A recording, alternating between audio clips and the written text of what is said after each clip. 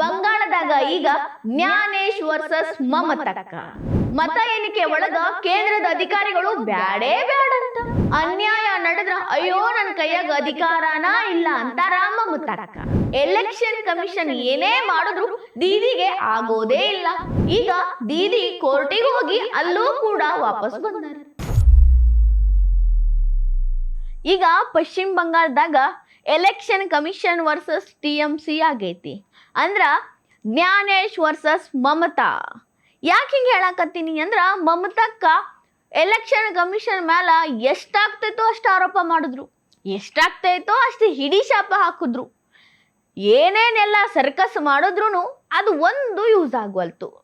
ಸೋಲ್ತಿನೋ ಅಂಜಿಕೆಯೋ ಅಥವಾ BJP ಗೆದ್ದು ಬಿಡ್ತೈತನ್ನೋ ಭಯನೋ ಆತಂಕನೋ ಗೊತ್ತಿಲ್ಲ. ಒಟ್ನಾಗ ಮಮತಕ್ಕ ಏನೆಲ್ಲ ಪ್ರಯತ್ನ ಪಡಬೇಕೋ ಅದೆಲ್ಲ ಪ್ರಯತ್ನ ಪಡಾಕತ್ತಾರ. ಎಷ್ಟಾದೂರಿ ಆರೋಪ ಮಮತಕ್ಕನು ಸಾಲದು. ಈಗ 2 ಹಂತದ ಎಲೆಕ್ಷನ್ ಮುಗ್ದೈತಿ. 4ನೇ ತಾರೀಕು ಮತ ಎಣಿಕೆ ಆಗಿ ರಿಸಲ್ಟ್ ಬರೋದೈತಿ. ಈಗ ಮಮತಕ್ಕಗ ಒಂದು ಚಿಂತೆ ಕಾಡತೈತಿ. ಕೇಂದ್ರ ಸರ್ಕಾರದ ಮಂದಿ ಮತ ಎಣಿಕೆ ಮಾಡಕ್ ಬರಬಾರ್ದು, ಒಂದು ವೇಳೆ ಬಂದ್ರ ನಾವು ಸೋಲ್ತೀವಿ ಅನ್ನೋ ಭಯ ಹೆಚ್ಚಾಗೈತಿ.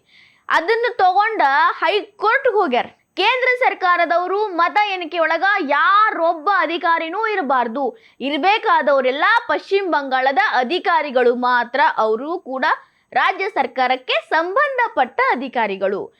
ಇದನ್ನ ನೀವು ಹೆಂಗಾರೆ ಮಾಡಿಕೊಡ್ರಿ ಮಹಾಸ್ವಾಮಿ ಅಂತ.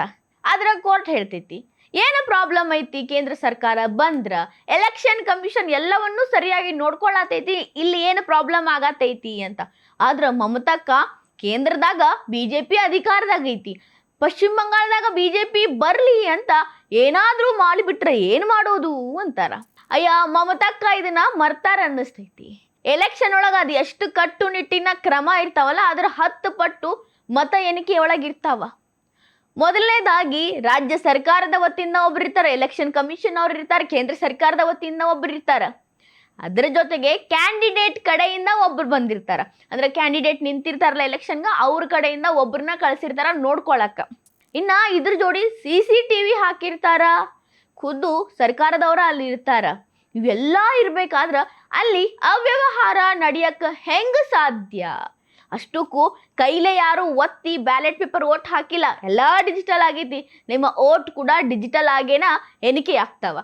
ಇದ್ರೊಳಗೆ ಯಾರು ಏನೂ ಮಾಡಕ್ ಸಾಧ್ಯನಾ ಇಲ್ಲ ಅಂತ ಕೋರ್ಟ್ ಮಮತಕ್ಕನ ಕೇಸನ್ನ ವಜಾ ಮಾಡೈತಿ.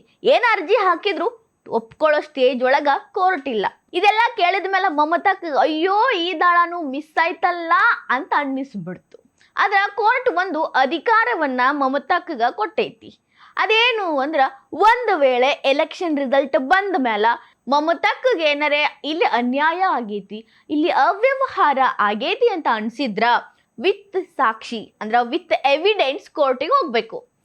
ಅಲ್ಲಿ ಹೋಗಿ ಈ ರೀತಿ ನನಗೆ ಅನ್ಯಾಯ ಮಾಡೋರು ನೋಡ್ರಿ ಸಾಕ್ಷಿ ಇಲ್ಲ ಐತಿ ಅಂತ ಹೇಳಿ ಮಾತ್ರ ನ್ಯಾಯಾಲಯದ ಮುಂದೆ ಕುಂದಿರ್ಬೇಕು. ಇಲ್ಲ ನಿಜವಾಗ್ಲೂ ಅಲ್ಲಿ ಹಗರಣ ನಡೀತು, ಅಲ್ಲಿ ಅನ್ಯಾಯ ನಡೀತು ಅಂತ ಸುಮ್ಮ ಹೋಗಿ ಹೇಳಿದ್ರೆ ನ್ಯಾಯಾಲಯ ಒಪ್ಕೊಳಂಗಿಲ್ಲ. ಸಾಕ್ಷಿ ತಗೊಂಡು ಬಂದ್ರ ನ್ಯಾಯಾಲಯ ಅದರ ವಿಚಾರಣೆಯನ್ನ ಮಾಡ್ತೀವಿ ಅನ್ನೋ ಒಂದು ಬೋನಸ್ ಪಾಯಿಂಟ್ ಕೊಟ್ಟು ಬಿಟ್ಟೈತಿ.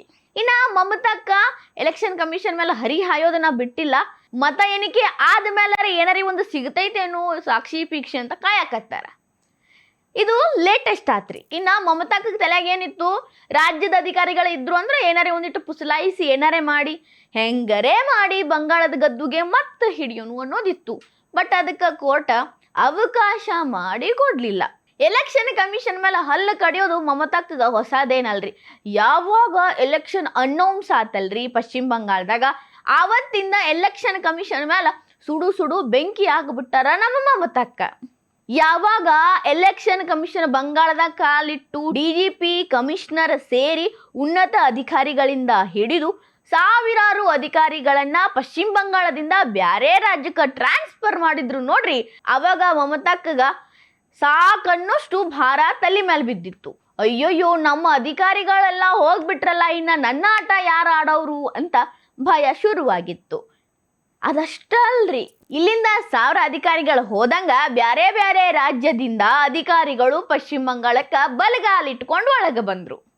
ಅವರು ಬರ್ತಿದ್ದಂಗನ TMCಯ ಗೂಂಡಗಳ ಅಟ್ಟಹಾಸ ಆಟೋಮೆಟಿಕ್ ಕಡಿಮೆ ಆಗಕತ್ತು.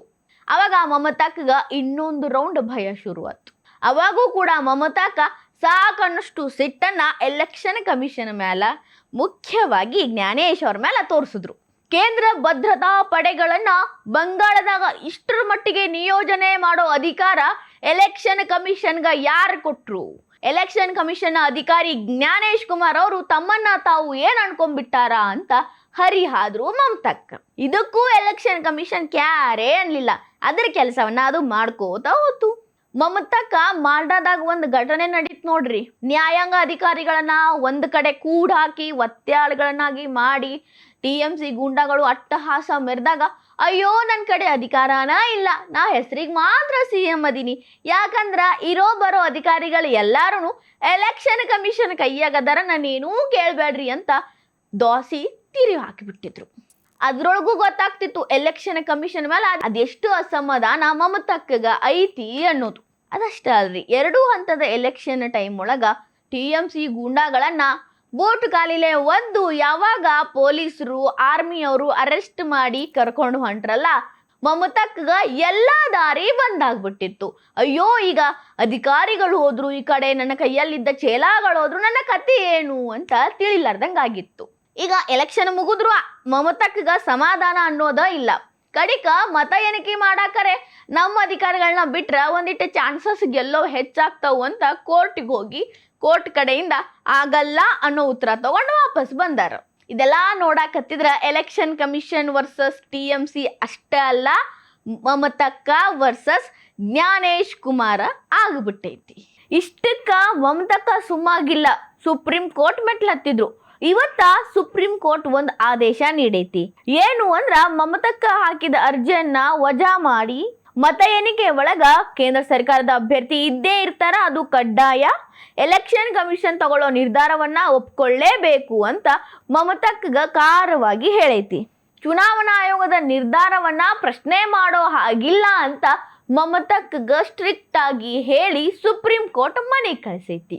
ಮುಂದೆ ರಿಸಲ್ಟ್ ಬಂದ ಮೇಲೆ ಮಮತಕ್ಕನ ಸ್ಥಿತಿ ಯಾವ ಹಂತ ತಲುಪ್ತೈತಿ, ಕೋರ್ಟ್ ಬೇರೆ ಸಾಕ್ಷಿ ತಗೊಂಡು ಬಾ ಅಂದೈತಿ. ಮಮತಕ್ಕ ಇನ್ಯಾವ ನಾಟಕ, ಇನ್ಯಾವ ಪ್ಲಾನ್ ಮಾಡ್ತಾರಂತ ನಾವು ಕಾಯ್ಬೇಕಾಗೈತಿ.